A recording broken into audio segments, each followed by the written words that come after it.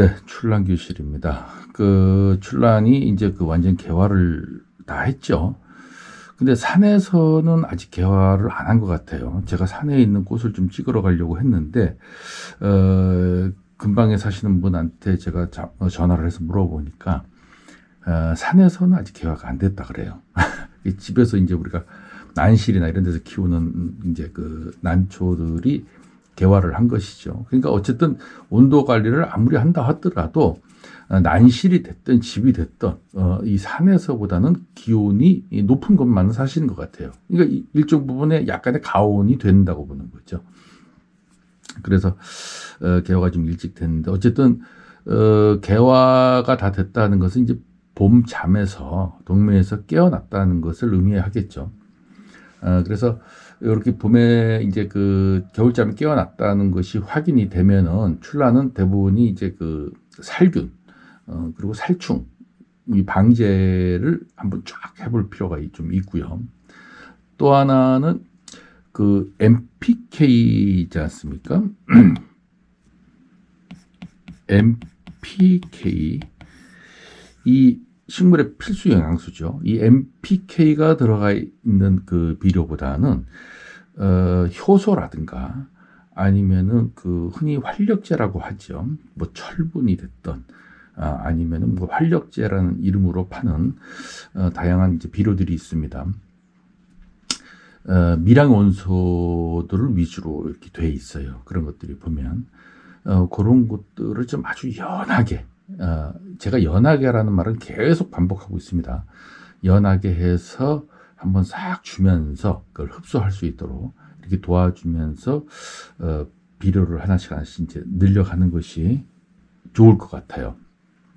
처음부터 MPK 요소가 있는 본격적인 그 필수 영양소를 투입하는 것은 잠에서 이렇게 깨어날 때 출란한테 상당히 부담이 간다고 해요. 그래서 이제 겨울잠을 오랫동안 잤으니까 사람으로 보면은 아침에 자고 일어나면 밥맛도 없지 않습니까? 그러면 요즘에 이제 밥맛 없는 분들은 이제 간단하게 과일이나 뭐 이런 거 드시잖아요. 비타민 섭취죠. 이제 그런 위주로 이제 그 식욕을 좀 돋궈주는 정도로 시비를 시작하시면 될 것 같습니다. 그리고 제 구독자분께서도 가끔 이게 전화가 오는데 제가 그 난시를 보지 않았기 때문에 정확한 그 어떤 뭐 제가 조언을 드리기는 어렵습니다만 아무튼 뭐 대충 이렇게 그 난력을 보고 그분이 난초가 자꾸 죽는다 어쩐다 뭐 이렇게 얘기를 들어보면은 감이 이렇게 대충은 와요. 그래서 이제 비료를 좀 끊어보시라 이런 얘기를 드립니다. 비료를 끊는다 그래서 난초가 이렇게 뭐 먹을 게 없어서 굶어 죽는 경우는 없습니다. 자기네들이 충분히 살아나가요. 단지 이제 비료는 도와주는 정도의 역할이라고 했습니다. 그래서 비료를 좀 끊으면서 물만 가지고도 우리가 이제 수돗물에도 사실은 미량원소가 있습니다. 수돗물이 완전히 완벽한 100% 이온수가 아니에요.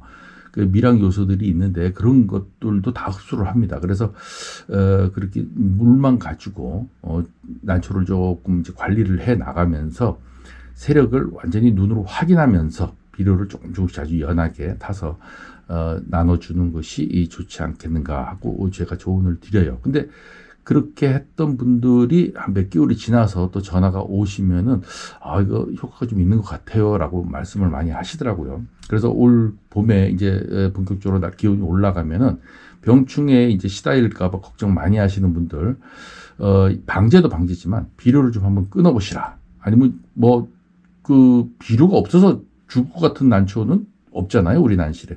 그래서 비료를 당분간 이렇게 주지 않으면서 물만 가지고 좀 기력을 좀 회복시키는 그런 관리를 좀 하는 게 어떨까. 저 개인적으로는 그렇게 생각을 합니다. 물론 이제 세력이 좋은 것, 분에서만 한 5-6촉씩 되고 세력이 좋은 것들은 비료를 조금씩 연하게 해서 줘도 큰 상관이 없습니다만은 대부분이 보면은 종자목이라 그래서 한 촉 내지 2촉을 막 사서 키우시는 분들이 있어요. 그런 분들은 물 관리만 그냥 하셔도 무방할 것 같습니다.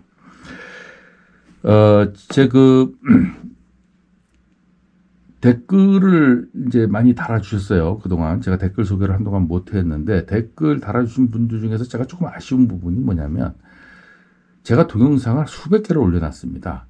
근데 그 처음부터 이렇게 쭉 보시면은 출란교실이 얘기하고자 하는 어떤 그 말의 행간을 다 이해를 하실 텐데 단편적으로 그 알고리즘이 추천하는 단편적으로 한두 개의 영상만 딱 보시는 거예요. 보시면서 출란교실을 딱 평가하려고 전체적으로 이렇게 하시는 분들이 있는데 제가 참 뭐라고 답변 드리기가 참 어렵습니다. 왜냐하면 제가 그 여러분께서 궁금해하시는 또 아쉬워하시는 분들을 그런 내용들을 앞서 다 이 얘기가 했었거든요. 그렇다고 그래서 그걸 반복은 물론 하고 있습니다만은 계속 반복할 수는 없잖아요. 그래서 앞에 영상을 좀 보시면은 제가 단편적으로 딱 얘기하는 것이 처음에는 잘 이해가 안 가더라도 앞에 영상과 연결해서 보시면은 이해가 좀 쉽게 된다 하는 말씀을 좀 드리겠습니다.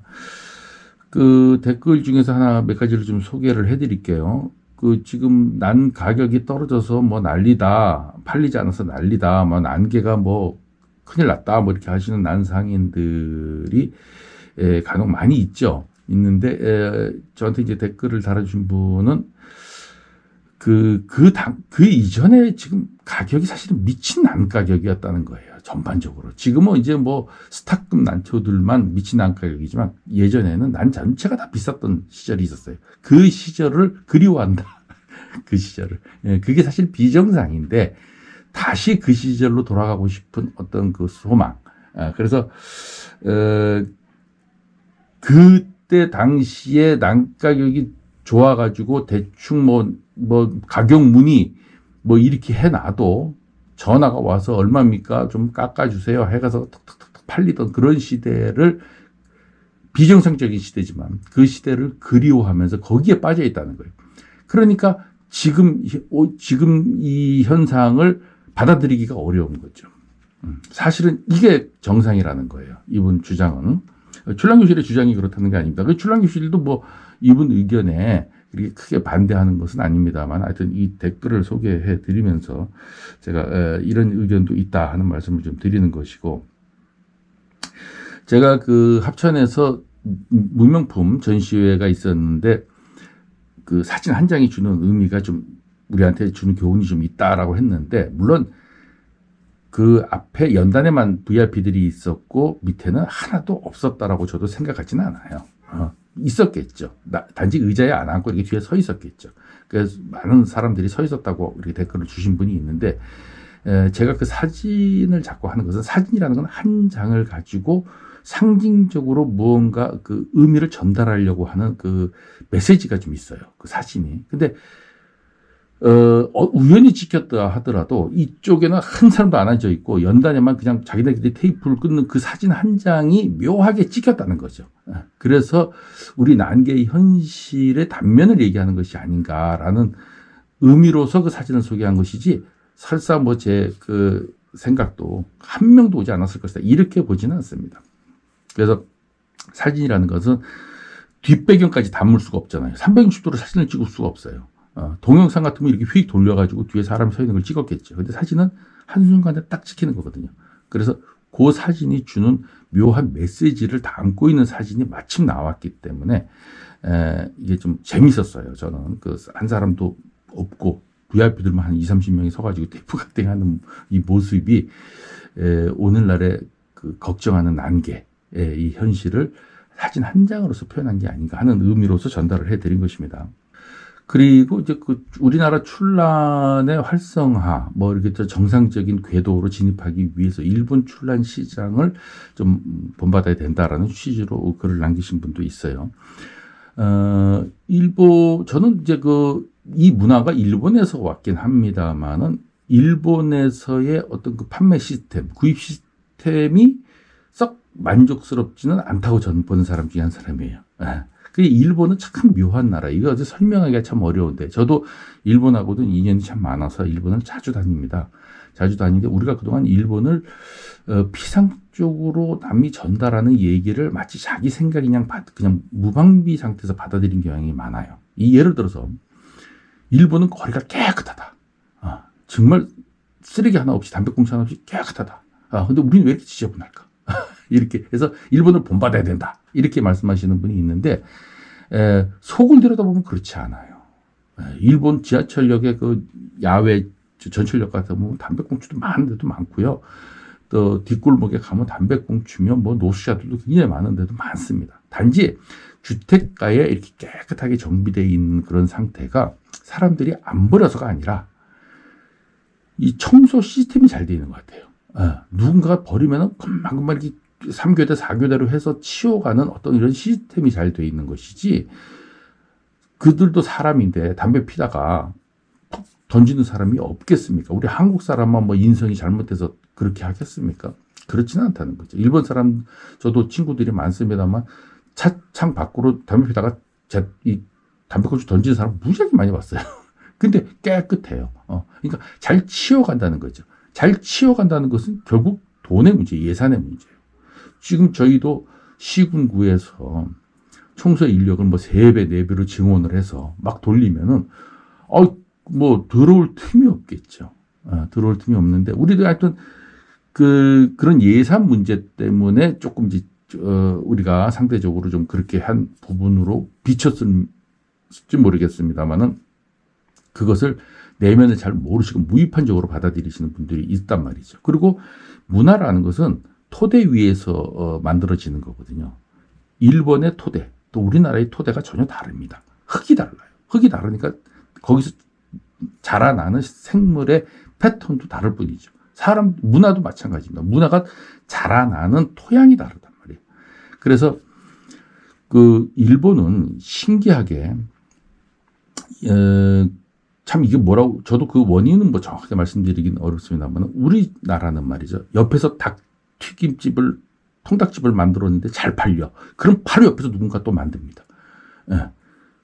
그래가지고 우후죽순 막 생겨나죠. 그래 나중에는 뭐 속까지더라도 어쨌든 막 생겨요. 근데 일본은 말이죠.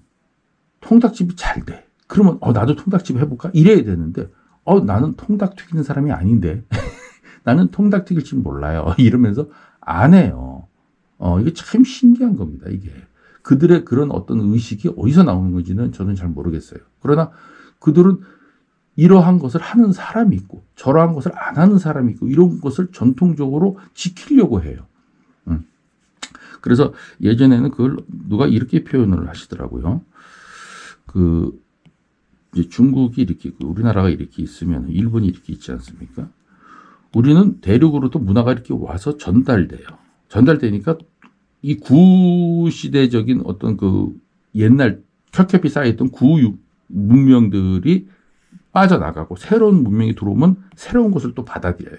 그래서 계속 변해 나간다 그래요, 우리나라는. 근데 일본은 쌓여. 계속 쌓여. 그래서 나갈 데가 거의 없는 거죠. 그래가지고 일본의 지명 같은 거를 보면 우리나라는 지금 지명이 아주 다채롭게 바뀌고 지금 부산도 말이죠. 센텀시티 또는 여러 가지 지금 다른 명칭으로 이렇게 막 계속 바뀝니다. 지명이. 근데 일본은 지하철역을 타고 가다 보면요. 우물이 있는 마을, 매화가 많이 피는 마을, 막 한자를 해석하면 다 그런 거예요. 말이 가다가 물 먹는 곳. 그걸 아주 옛날부터 지켜오는 거죠. 고대 시대 때부터 그냥 그 명칭이 그냥 그대로 바뀌지 않고. 그런 거 보면은 일본은 문화가 켜켜이 쌓인다. 쌓이기 때문에 그 독특한 토양에서 자라는 문화가 있어요. 솔직히 말해서요. 일본의 인터넷을 보면은 출란에 신라라는 출란이 하나 있는데 이렇게 두 쪽짜리를 하나 보여주고 이게 500엔이다. 5,000엔이다. 이렇게 써 있어요. 그러면 이게 5,000원으로 아는 거야. 5,000원으로 알아서 5,000엔에 계속 거래가 되더라고요. 또 사실상. 또 그걸 지켜. 근데 우리나라는 안 그렇죠. 5,000엔 났어? 그럼 나 4,000엔. 나 빨리 팔을래. 나 4,000엔. 그럼, 저 사람이 4,000엔에 내놨네. 난 3,000엔. 이런 경쟁심이 있고 다이나믹하잖아요. 근데 일본은, 저 사람이 5,000엔에 내놨네? 그럼 난 4,000엔을 팔고 싶어도 5,000엔이라고 하는 거예요. 그 아주 독특한 문화가 있어요, 일본은. 그래서 그것을 받아들이기보다는 받아들일 수가 없는 것 같아요. 우리나라는 우리나라 현실에 맞는, 우리나라 인성에 맞는 방식으로 발전해 나가는 것이고, 일본은 일본 나름대로 그렇게 발전해 나가는 것이에요. 일본이 지금 디지털화가 지금 더뎌가지고요. 이 도장 찍는 문화가 아직도 고수하고 있기 때문에 은행에 가거나 관공서에 가거나 이 도장을 찍는다고 하지 않습니까? 그러니까 온라인 서류가 안 되는 거예요, 이게 지금. 우리는 은행 가서 사인 같은 걸로 이렇게 하고 관공서에서도 할 때 사인으로 전부 다 하는데 아직까지도 도장을 찍고 그 도장을 찍은 공무원이 결제를 받을 때 전자결제는 안 된다는 거예요. 이게 전부 다 도장을 받아야 된다는 거예요. 그러니까는 시스템이 굉장히 늦죠. 그래서 그런 단점도 있는 거예요. 그게 전통을 지킨다. 이런 의미로 봤을 때는 뭐 좋다고 긍정적으로 보시는 분이 있는지 모르겠지만 또 한편으로는 발전을 저해하는 답답한 면으로 비칠 수가 있는 것이죠. 그래서 우리가 이제 일제 시대를 장기간 거치면서 일본의 문화가 좀 우월하다라는 잠재의식 속에서 일본을 자꾸 바라봤던 것 같아요. 그러나 지금에 와서는 그렇지 않아. 일본이 옳지 않아. 우리나라가 오히려 더 다이나믹하고 더 좋은 거야라고 인식하는 분들이 많아졌고 그러다 보니까 일본의 문화를 이렇게 흡수한다는 것이 무슨 의미가 있겠는가 하고 의문을 제기하시는 분들이 상당히 많습니다. 그래서 일본 영화 같은 게 우리나라에 들어오면 판판이 깨지잖아요. 지금 애니메이션 한두 개 그 젊은 애들이 트렌드적으로 좋아하는 것 외에는 일본 영화는 우리나라에 와서 성공할 수가 없습니다. 근데 우리나라는 일본 영화 가면 자기네 나라를 비판하는 영화인데도 인기가 뭐 좋다 그러죠. 경성 클리처 같은 경우 일본 731 부대 이런 거 가지고 비판하는 영화인데도 꼭 인기가 좋다는 거예요. 그게 참 신기한 거예요. 그런 거 보면. 그래서 일본은 문화가 좀 정체돼 있다. 이런 느낌이 좀 받아요. 그래서 일본의 어떤 출란 시장의 문화를 우리가 답습하기는 어려울 것 같아요. 우리 실정에 맞지 않습니다. 자, 대충 그 답변에 대한 얘기는 이렇게 정리를 좀 하고요. 제가 여기 다시 인문이종 이렇게 했죠. 요 얘기만 좀 간단하게 하고 오늘 영상을 마치도록 하겠습니다. 뭐 이렇게 쓸데없는 얘기도요. 출란 교실을 통해서 이렇게 뭐 주구절절히 떠드는 것이 솔직히 난이라는 주제를 가지고 우리끼리 뭐 떠드는 난담 아니겠습니까? 좋은 의미로 좀 받아들여 주십시오. 그 출란의 궁극적인 목표는 꽃이라 그랬어요. 꽃이 출란을 하는 데 있어서 이거 어떤 꽃이 필까? 좋은 꽃이 폈다.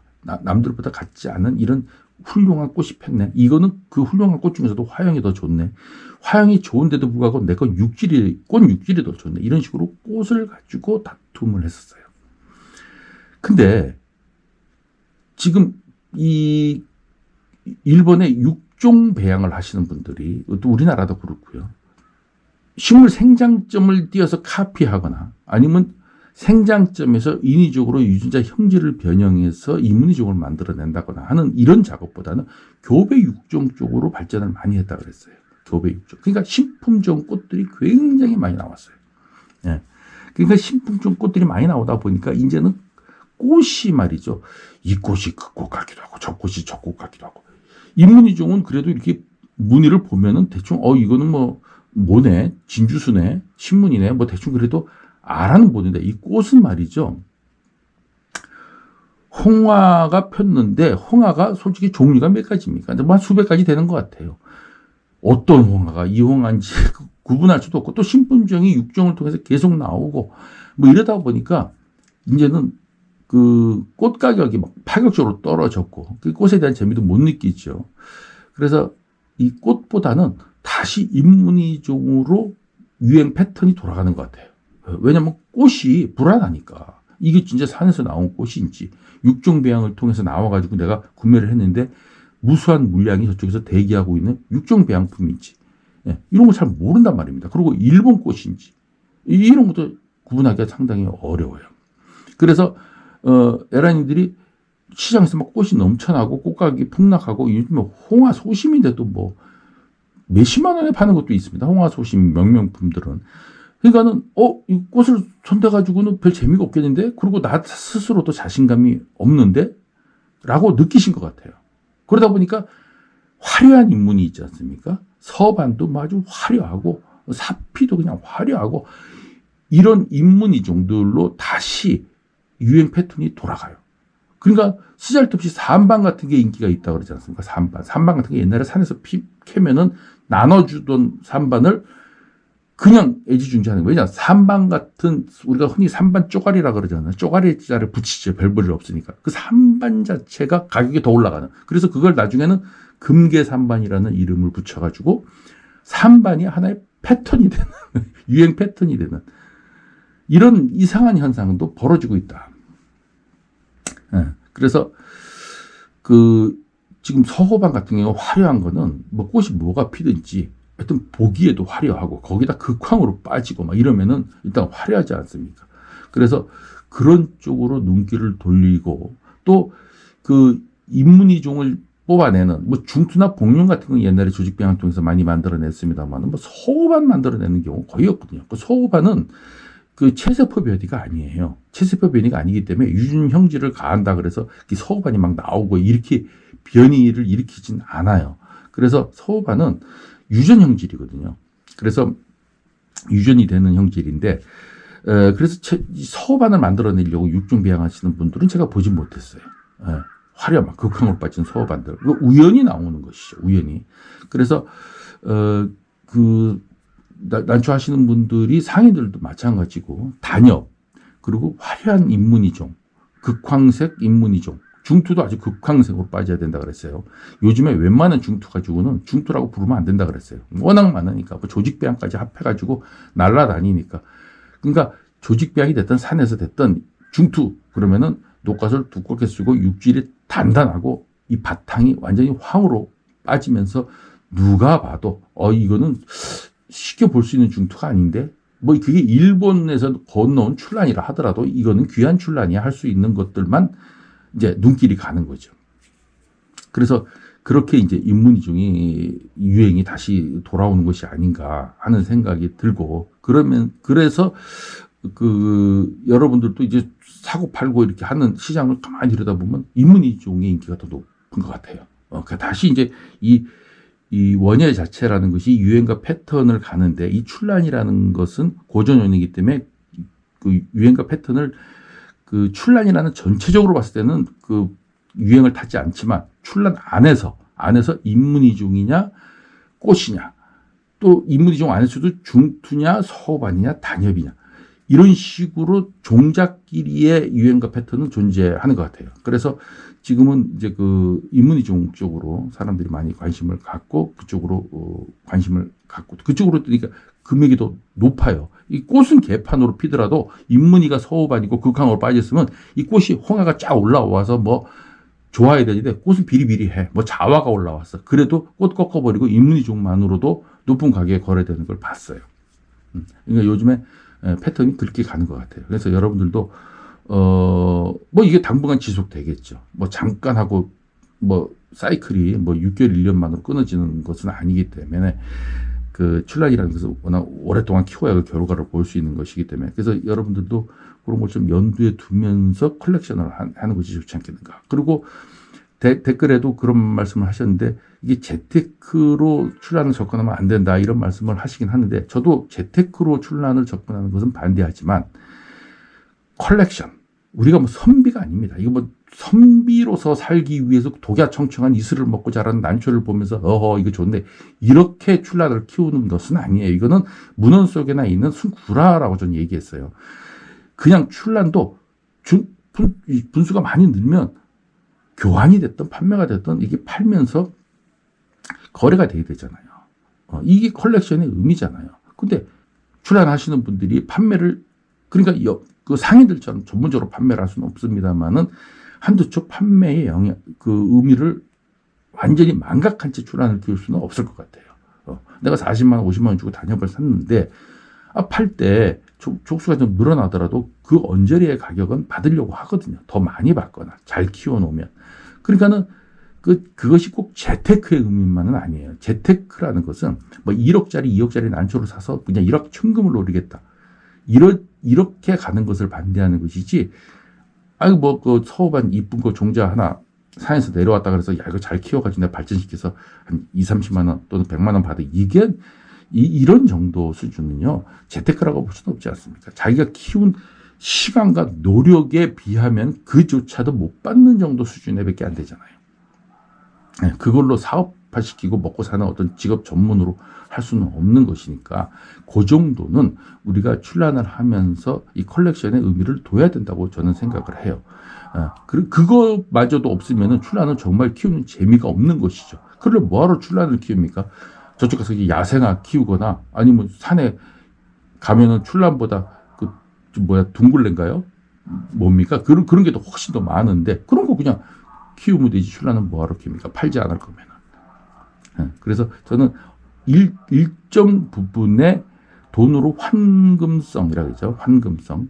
돈으로 트레이드 되는 것을 염두에는 두면서 거기에 재미를 느끼고 출란을 키우는 것이 맞다. 또 그래야지만 출란이 재밌어진다.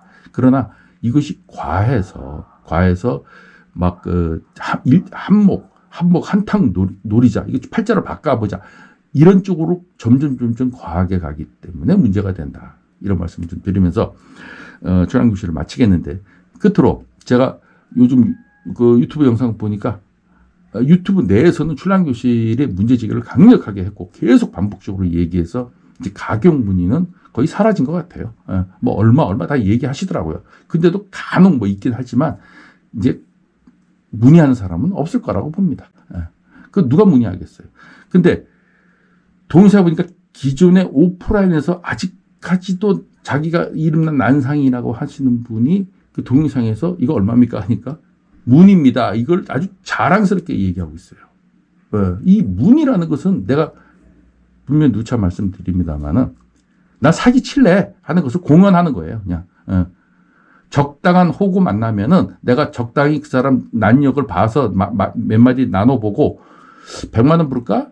200 불러야지. 이거를 그냥 그때그때만 애드리브로 정한다는 거예요. 그걸 아주 자랑스럽게 얘기하는 거예요. 이제는 출란교실에서 이제 많이 개화되신 분들은 이건 문의입니다라고 하면 아유 저 도둑놈 저 사기치려고 하는구나. 이거 다 아시죠 이제 여러분들이. 그러니까 그 전에 제가 누차 이거 반복하고 있습니다만은 마침 그 동영상이 눈에 띄어서 다시 한번 짚고 넘어가는 것입니다. 하여튼 가격 문의라는 것이 없어지는 날까지 출란교실은 계속해서 반복해서 여러분에게 이 동영상을 제작하도록 하겠습니다. 오늘 출란교실 여기까지 하겠습니다.